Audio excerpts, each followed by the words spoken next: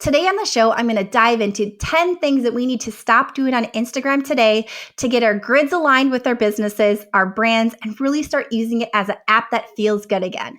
Let's do this.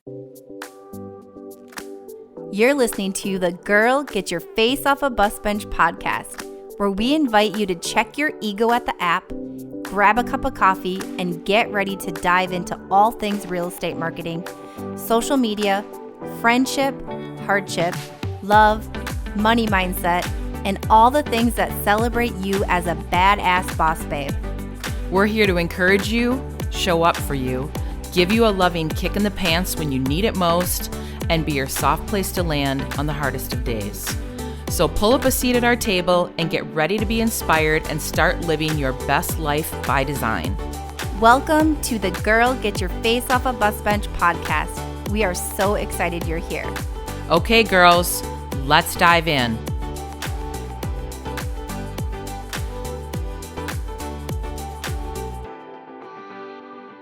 Hey, Bus Bench Babes. We are in full-blown summer here in Minnesota, and I am just loving all of it. So woohoo to that.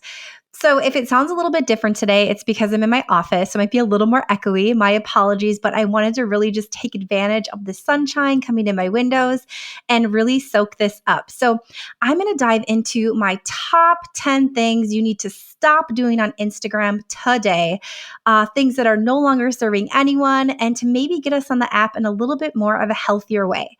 So let's dive right in.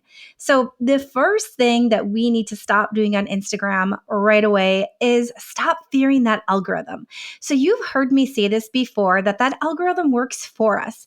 And yes, Instagram, this app, tracks every single scroll, all of our likes, our DMs, everything that we do. But that's okay. Let the algorithm work for you. It is serving a purpose and can really help target your clients and help them reach you. So let's stop fearing it. We don't need to, and instead use it as the tool that it is. Okay, sound good? All right, number 2, time of day is not going to make or break your post. All right, so I'm not going to say it doesn't matter at all, because it does, but it is not going to make or break your post. Of course, being on when your most active followers are also on will help your algorithm. But if that time of day doesn't serve you, your life, your family well, and you are stressing out to post at that time, just stop. Life is so much more important. Posting when you can actually stay on the app and engage, like really be present and active with your audience, not just like scroll. Ooh, I like that dessert, or I like that recipe, or look at that person's doing. Like actually be on there and engage for at least 10 minutes after you post.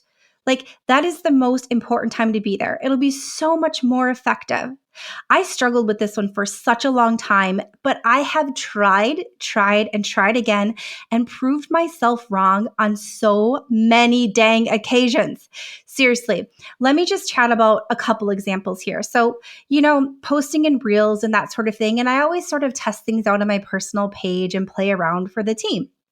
And what I realized was, even when I tried my absolute hardest to post at the shittiest time of day, when I knew my audience wouldn't be on, but I was posting something that was really relevant to them and who I was trying to reach, and I was paying attention to my voice that I was using and how I was approaching it and what really resonated with my audience and me, and using hashtags that made sense. The time of day didn't matter at all. It's amazing. I've done this many times, and every single time, even now, it kind of like blows my mind, because the reality is you can get that second wave, that third wave with reels. And so really just making sure that you're present in life and not obsessing over that posting time is the key. And engagement when you're actually on is also very, very important. Okay. Number 3 of things we need to stop doing on Instagram today. Stop obsessing over likes and comments. Yes. We've talked about this so many times, and it's really, really hard, right? Like, we love getting good feedback. We love the engagement. We love the likes. They feed our ego like so much. And let's just face it, the algorithm changed. It just did. And we all kind of started freaking out when we weren't getting as many likes and we weren't getting as much engagement and comments on our posts. But are you actually considering how you're converting? So, are you actually reaching your target audience? This is so much more important than likes and comments. And this is a big struggle. It's a struggle for us. It's a struggle for many people on this app.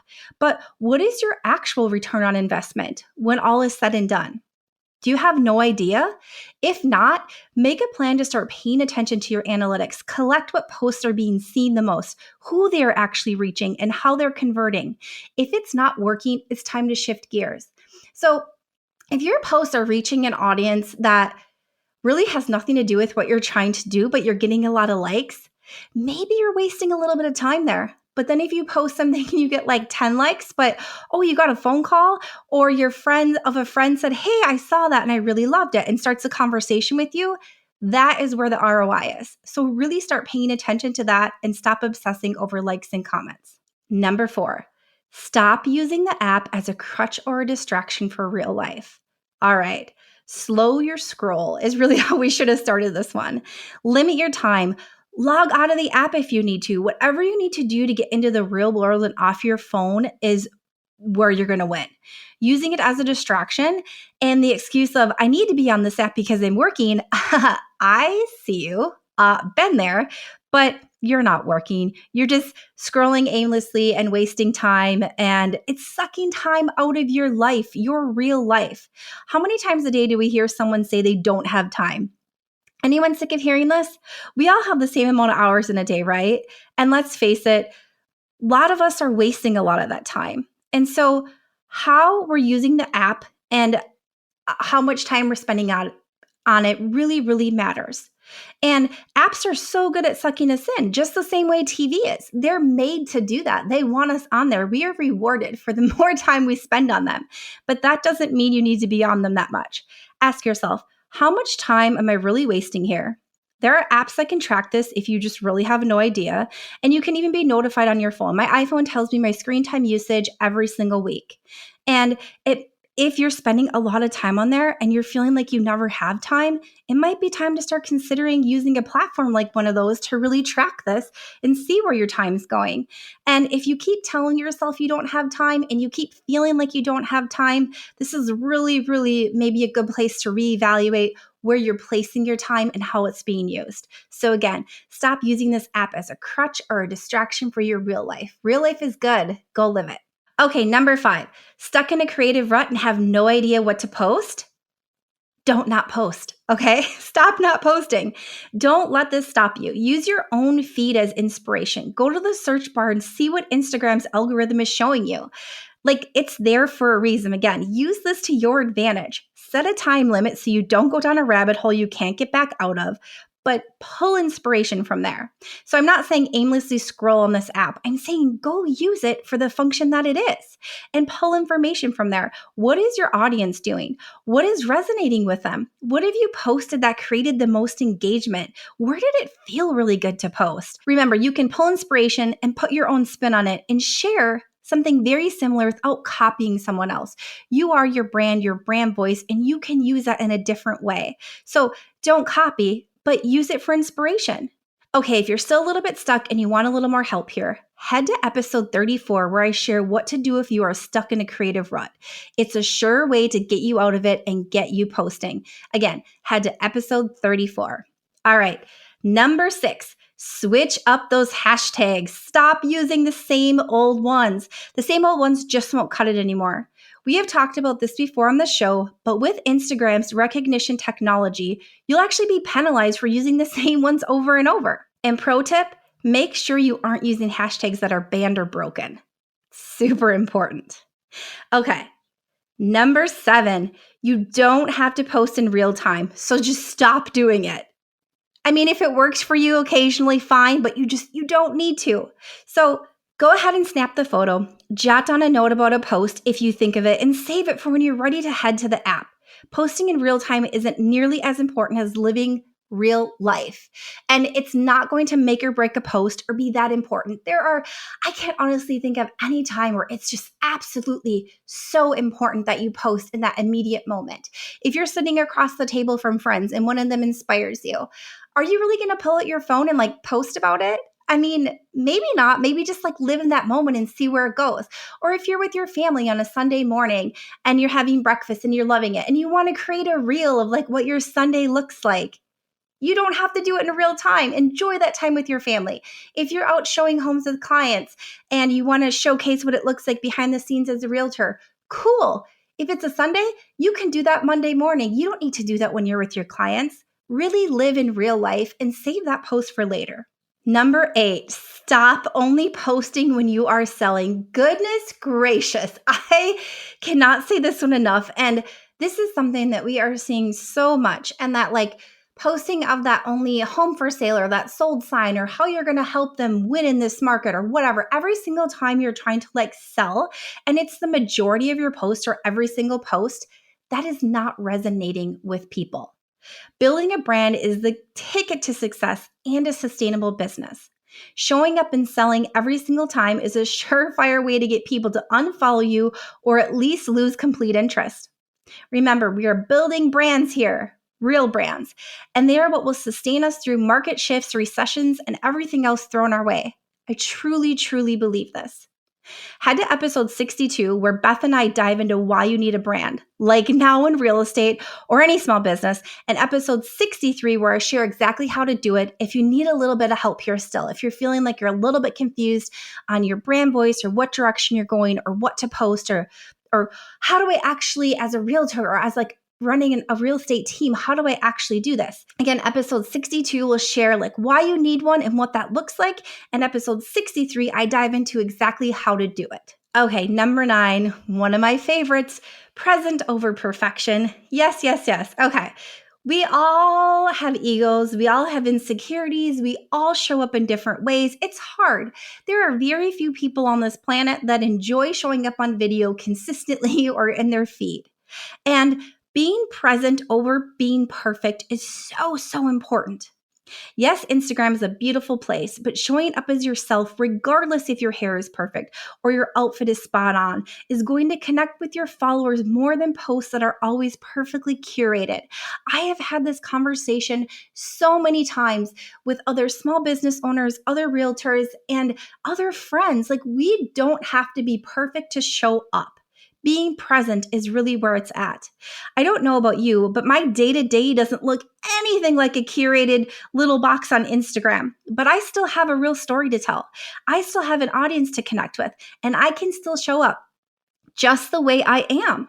Being a photographer for so many years, time and time again, I have heard how absolutely obsessed people are with how they look.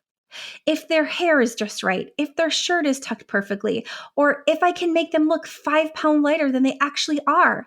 Honestly, it's exhausting. It's made me open up my eyes to the dialogue I have in my head and what I want my daughter to hear and how I want to show up in life. Like, seriously, no joke. I have never loved my arms. I've always just like, I don't love them. And this year, I'm 40 years old. This year, finally, I made a commitment to myself. I will wear sleeveless dresses or sleeveless shirts because when I love them and I feel good in them and not worry about that. Because the reality is I am me. I am imperfect. We all are. And we don't need to show up so perfectly every single dang time. And if someone has a problem with that, that's their own problem. That's their own insecurity.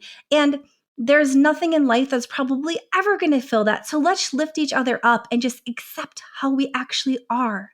Like I said, I am guilty of this myself, 100% guilty, but I'm also actively working on changing this. Like, can we move past this as a society, as women? Like, can we just get past this? I sure hope so, because I am raising, I should say, a daughter who views herself and her imperfections that I will always think are perfect, just through a completely different lens, like learning to love ourselves and accepting that. And who gives a shit if your shirt is tucked in right, if your earrings are perfect, or if your lipstick is perfect? It just honestly doesn't matter. Now, I'm not saying to like roll out of bed every single time you post unless that's your jam, but we can still show up as ourselves and not perfectly curated without a gazillion filters on and really resonate with our audiences. And when we do, we show other women that it's okay to show up as themselves, real, authentically, and That right there to me is winning on such a bigger level. Okay, number 10, last thing to stop doing on Instagram today.